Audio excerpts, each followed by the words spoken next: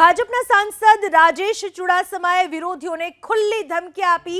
પ્રાચીમાં જાહેર મંચ પરથી 5 વર્ષ નડ્યા એને ના છોડવાની ધમકી આપી। પ્રાચીમાં ધારાસભ્ય ભગવાન ભારડે અભિવાદન કાર્યક્રમ યોજ્યો, જેમાં મંચ પરથી રાજેશ ચુડાસમાએ વિરોધીઓને ચીમકી આપી કે ભાજપ હિસાબ કરે કે ના કરે, પણ હું કોઈને છોડીશ નહીં।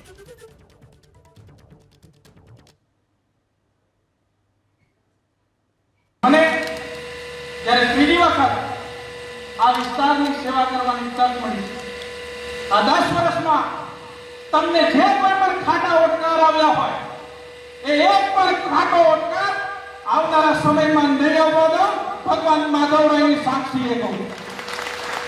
અને એ પણ કહું છું કે ભારતીય જનતા પાર્ટી હિસાબ કરે કે ના કરે, પણ હું આ 5 વર્ષમાં મને જે નડ્યા છે એમને મૂકવાનો નથી, એ પણ આ જાહેર મંચ પરથી કહું છું। આપણી સાથે કોંગ્રેસ નેતા હીરાભાઈ જોટવા જોડાઈ ચૂક્યા છે ફોન લાઈન પર। હીરાભાઈ, આજે ધમકી આપવામાં આવી, આપના મતે આ ધમકી કોને આપવામાં આવી? મતે તો આ ભગવાનભાઈ ઉપર શંકા છે, અને ભગવાનભાઈના વિસ્તારમાંથી 7 વિધાનસભામાંથી સૌથી મત મને વધારે ત્યાંથી મળ્યા છે। એટલે ભગવાનભાઈની ઉપર શંકા રાખીને એમને મંત્રી પદ મળવાનું હોય એવા સમયે એમના વિસ્તારમાં જઈને આ વાત ઉભી કરીને એમને મંત્રી પદથી અળગા રાખવા માટેનો પેલો પ્રયાસ હોય એવું મને લાગે છે। એટલે ટૂંકમાં આપના મતે વિરોધ પક્ષના નહીં પણ પોતાના જ પક્ષના નેતાઓને ચીમકી આપવામાં આવી, એવું આપ કહેવા માંગો છો?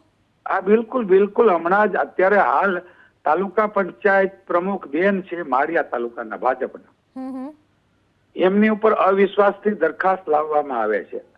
બરાબર। અને અત્યારે એમણે પોતે એમ કીધું કે રાજીનામું દઈ દે, એ અને એમના મળતિયાઓ એમને દબાવીને રાજીનામું દેવડાવવાનો પ્રયાસ કર્યો ગઈકાલે, પણ એમણે રાજીનામું ના દીધું બેને, તો એમની ઉપર અવિશ્વાસથી દરખાસ્ત લાવવી પાર્ટી ઉપર જઈને, જે એમને દબાવી દેવા, જે ભારતીય જનતા પાર્ટીમાં જે લોકોની ઉપર ડાઉટ હતો કે ઓછું કામ કર્યું, એ આખી પ્રજા પટેલ બેન છે, તો એ સંજયભાઈ ક્યાંય મંત્રી પદ ના લઈ જાય અને આ વિસ્તારમાં એનાથી કોઈ મોટું ન થાય, ભગવાનભાઈ કે સંજયભાઈ, એમના માટેનો પ્રયાસ હોય એવું સીધું મને લાગે છે।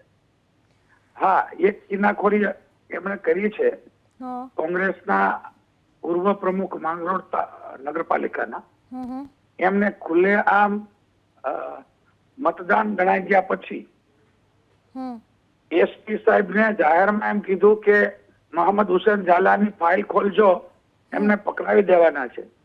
અને કર્યું પણ એવું જ કે પોલીસ ચોરવાડના ગઢવી પીએસઆઈ ત્યાં ચાર્જ લઈ ખાસ કિસ્સામાં અને સીધી એની અટક કરી લે અને પછી એફઆઈઆર કરે, એવી કિનાખોરી કોંગ્રેસ વાળા ઉપર પણ રાખી છે।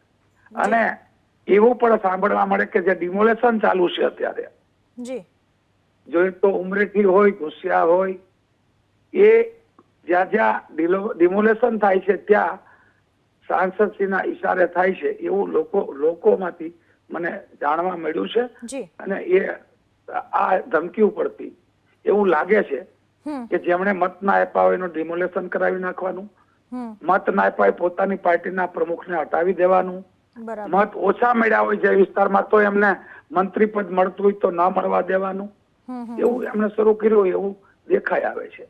બરાબર। હીરાભાઈ, આભાર આપનો અમારી સાથે વાત કરવા બદલ। તો કોંગ્રેસના નેતાનું કહેવું છે કે આ તો જે રાજેશ ચુડાસમાએ ચીમકી આપી છે એમના જ પક્ષના નેતાઓને આપી હોઈ શકે, અથવા તો જ્યાંથી મત નથી મળ્યા ત્યાં આ ચીમકી આપી હોઈ શકે।